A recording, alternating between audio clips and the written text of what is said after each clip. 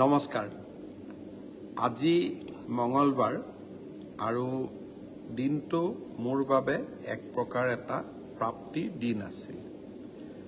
আমাৰ সকলোৰে মনত আছে 2021 চনৰ মে মাহত ইনফেক্ট 10 মে তাৰিখে মই শপত গ্ৰহণ কৰিছিলোঁ। সমগ্ৰ নিৰ্বাচনৰ সময়ছোৱাত মই অসমৰ ৰাইজক আন্তৰিকতাৰে সৈতে প্ৰতিশ্ৰুতি দিছিলোঁ যে বিজেপি চৰকাৰ যদি শাসনলৈ আহে 1 লাখ যুৱক যুৱতীক চৰকাৰী চাকৰি দিম। কোনেও বিশ্বাস কৰা নাছিলে। বিজেপি নিৰ্বাচনত বিজয়ী হ'ল, কোভিড আহিলে। সংকটৰ মাজত থাকিও সেই প্ৰতিশ্ৰুতি মই পাহৰা নাছিলোঁ। এটা সময় হৈছিল যে বিৰোধী পক্ষৰ বিধায়ক, বিশেষ এজন বিধায়কে 1 লাখ চাকৰি আমি দিব নোৱাৰিম বুলি ভাবিয়ে মাজে মাজে এনেকুৱাও কথা কৈছিল যে আমি এতিয়া আন্দোলন কৰিম, 1 লাখ চাকৰি চৰকাৰে কিয় দিয়া নাই। ভাল কথা, চৰকাৰে কিবা কাম প্ৰতিশ্ৰুতি মতে নকৰিলে আন্দোলন হ'ব লাগে।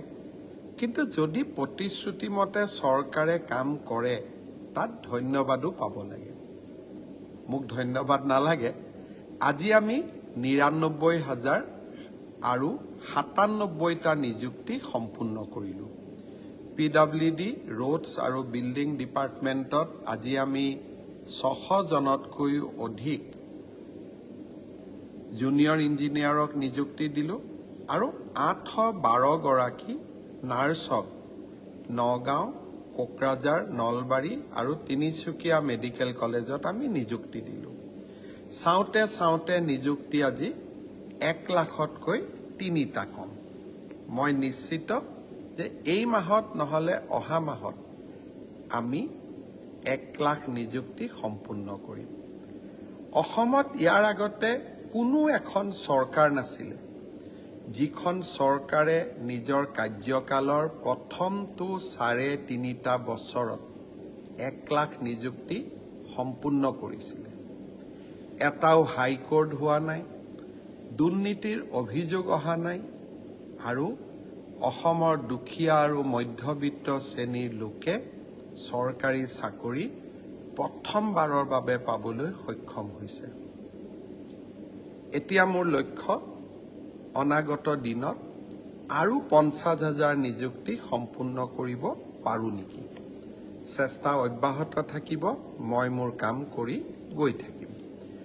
আজি মই 2টা বিশেষ ঘোষণা কৰিছিলোঁ, যি 2টা আপোনালোকৰ আগত মই শ্বেয়াৰ কৰিব খুজিছোঁ। প্ৰথমটো হ'ল আমি নিযুক্তিত স্বচ্ছতা আনিলোঁ।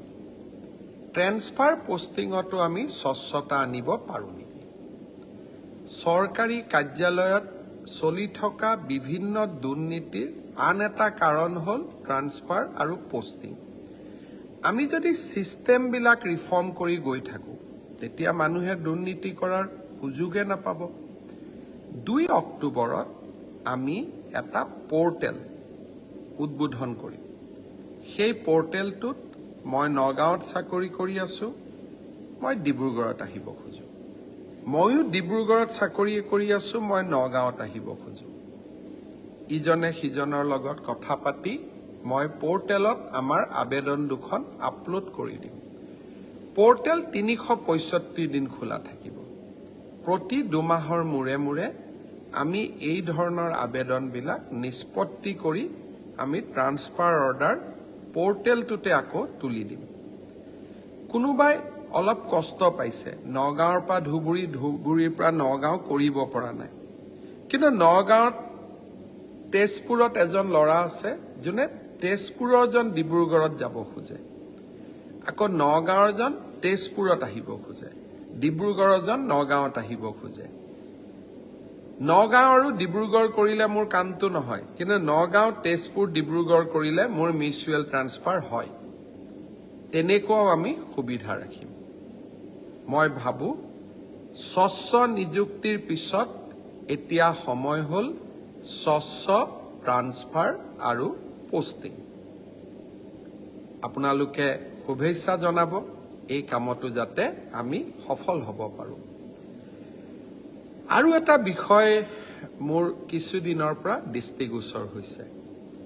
2017 চনৰ এপ্ৰিল মাহৰ পিছত অসম চৰকাৰৰ যদি কোনোবা কৰ্মচাৰীৰ মৃত্যু হয়, তেতিয়াহ'লে আমি কৰ্মচাৰীজনৰ যিমান দিন চাকৰি বাকী আছিলে সিমান দিনলৈকে তেওঁলোকক দৰমহা দি থাকোঁ। অৰ্থাৎ আজি ৰতন নামৰ চৰকাৰী কৰ্মচাৰীজনৰ মৃত্যু হ'ল, তেওঁৰ চাকৰি আৰু 20 বছৰ আছিলে। এই 20 বছৰ তেওঁৰ পৰিবাৰে তেওঁৰ একাউণ্টত দৰমহাটো পাই থাকিব এজিফ ৰতন এতিয়াও জীয়াই আছে। মাহৰ 1 তাৰিখে গৈ দৰমহাটো তেওঁৰ একাউণ্টত সোমাব। কাৰ একাউণ্টত সোমাব? মৃত ব্যক্তিজনৰ পৰিবাৰৰ তাত। এতিয়া এটা সমস্যা হৈছে, বহুত ক্ষেত্ৰত ডেকা বয়সতে চৰকাৰী কৰ্মচাৰীসকলৰ মৃত্যু হয়। মৃত্যু হোৱাৰ পিছত স্বাভাৱিকতে পত্নীগৰাকীয়ে কেতিয়াবা পুনৰ বিবাহ কৰে, আৰু তাক আমি সমৰ্থনো কৰোঁ। কাৰণ ডেকা বয়সতে বিধৱা হোৱা ছোৱালী এগৰাকীয়ে সদায় বিধৱাৰ সাজ পিন্ধি থকাৰ কোনো অৰ্থ নাই। পুনৰ বিবাহ আমি সকলোৱে আদৰণি জনাওঁ। কিন্তু পুনৰ বিবাহ হোৱাৰ পিছত মোৰ প্ৰথম শহুৰ শাহুৰেকক মই চাওঁ নে নাচাওঁ।